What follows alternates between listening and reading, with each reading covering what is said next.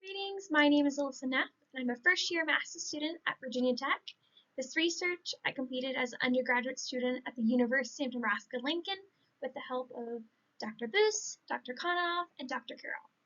This research is entitled Evaluating Gas Collection Bags in Open-Circuit Indirect Calorimetry. In this presentation, we will be discussing why this research came about and the components behind it in the introduction, followed by materials and methods, results, discussion, and a conclusion. What happens to the energy a cow consumes in a ration? Where does it go? How do we measure it? And how is it collected? Welcome to the fascinating world of energetics that I will be briefly talking about. This research is less to do with how energy is utilized and more to do with logistical components to even quantify it using precise materials and methods. This research came about because in the dairy lab at UNL, we could no longer buy a gas bag type, which is where our inspiration for our research came from. This gas sampling bag that we had been using was no longer available for purchase from our supplier. Therefore, our team decided that we need to search and test alternatives to our usual gas sampling bags that we had been using in total collection studies with indirect calorimeters. Though not classified as a nutrient like carbohydrates, lipids, or proteins, energy is acquired from these sources. Arguably, energy is the limiting factor in a high-producing dairy cow ration. Here is the classic energy cascade that in an undergraduate nutrition course I was required to memorize and understand, as I am sure many others were as well. As the title of my presentation suggests, indirect calorimetry is the technique we use to quantify energy and understand the performance of a ration. Indirect calorimetry is a technique used to study energy utilization by estimating heat production, which accounts for approximately 28% of total energy intake. To indirectly estimate heat production, investigators must measure O2 consumed and methane and carbon dioxide produced by the animal. This data, along with urinary nitrogen, are integrated into an equation that is outlined by Brouwer to estimate heat production. In this research, we used headbox indirect calorimeters, but here are some other methods out there for collecting gases. We also have the direct headbox calorimeter or the body chamber. And in addition, we have the green feed system, which is not entirely comparable to these other two methods because it is not capable of sampling oxygen, but rather samples a cow's breath for methane and carbon dioxide emissions. Oxygen, carbon dioxide, and methane are all needed in the Brouwer equation to calculate heat production, as I mentioned earlier, alongside the energy cascade. There are some other concerns with green feed I'm not going to go into entirely. The other two methods have longer sampling periods, which potentially gives us a more precise picture of what is happening with the nutrient's energy utilization. Again, these methods could be broken down further, but here is at least an idea of the gas sampling methods out there. At UNL, we of course use the headbox indirect calorimeters, and here at Virginia Tech, we use the green feed system, and it's actually being used right now for a feeding trial. So here are the three methods in estimating gas production in ruminants. I will spend the rest of my time discussing indirect calorimeters as it applies to the research with gas sampling bags. The objective of our study was to evaluate the stability of gas composition over time in sampling bags made from different materials and compare the performance. As an industry, we need to understand the energy availability from nutrients in a ration. And in order to accurately estimate and calculate heat production, to be able to do this, it starts with the materials and methods and the technique being used, which is why we need a quality gas sampling bag. Bags that were under investigation were a single-layer polyvinyl fluoride bag, a nylon aluminum polyethylene bag, and then our control bag was the polyethylene terephthalate bag. These were all 40-liter gas bags. that we found through research on Fisher Scientific and RKI instruments. That is how we discovered both the bags to use for our study. We wanted to see the comparison of different materials for use in indirect calorimetry, which is why we chose these. We hypothesized that the NAP and the PF gas sampling bags would hold consistent gas concentrations compared to that of our control bag, the PET bag. Now let's talk how this experiment was conducted. Here's the headbox indirect calorimeters we used in the experiment.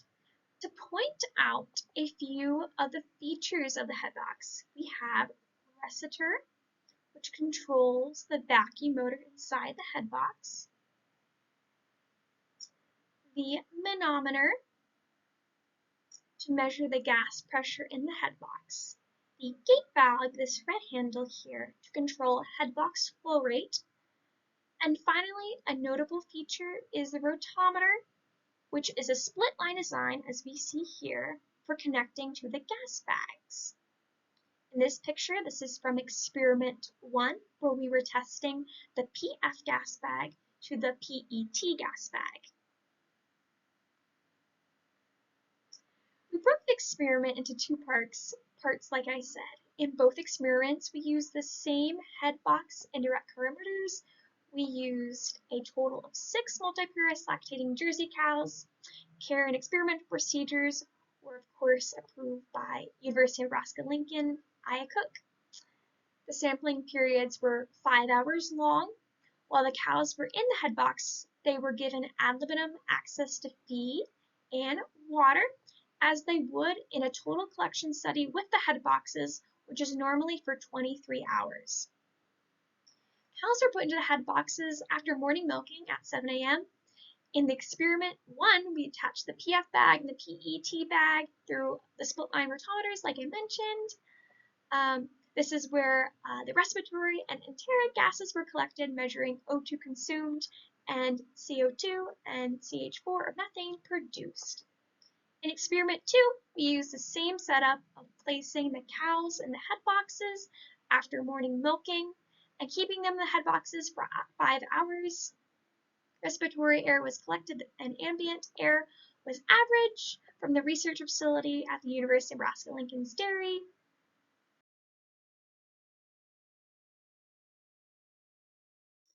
To analyze the gases, we use gas chromatography using an Emerson Extreme 3-channel gas analyzer.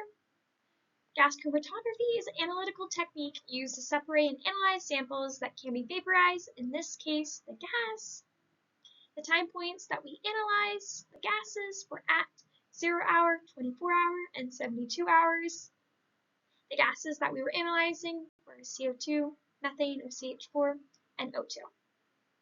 Data was analyzed using SAS-Gill mix procedure with fixed effect for bag time and bag times time. After putting our data into SAS, the results showed that there were interactions in experiment 1 with CO2 at bag times time. Again, significance was declared at a p-value of less than 0.05. In addition, there was interactions in experiment 1 with methane, or CH4, with the bag type. In experiment 2, there was no interactions observed between bag time or bag times time. Looking at our results on a graph, the PET bag remained constant in all 3 of the gas analysis.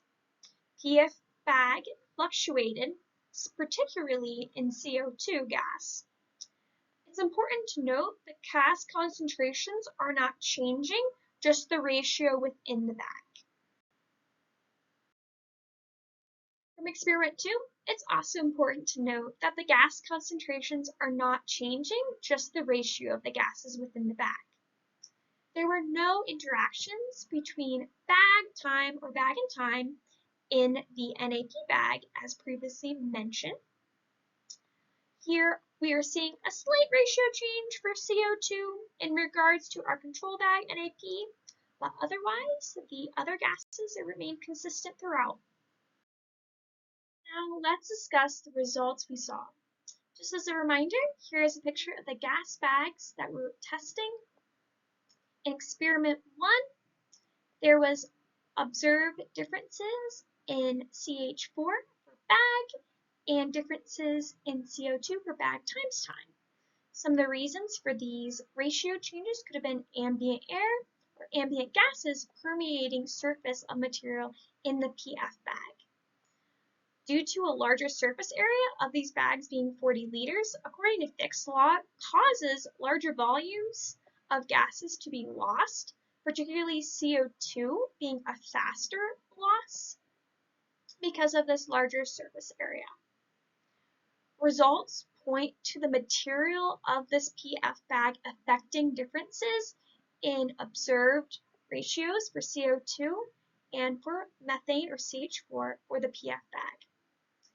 Gas composition differences affect heat production estimation with the Brouwer equation, which is why we observe that this bag, the PF bag, is unsuitable for sample collection and indirect calorimetry. In experiment 2, there was no interactions between any of the gases in the bag or at the time point. The material NAP did not affect gas ratios. NAP gas bag was observed to be acceptable to replace or to be used in addition to the PET gas bags.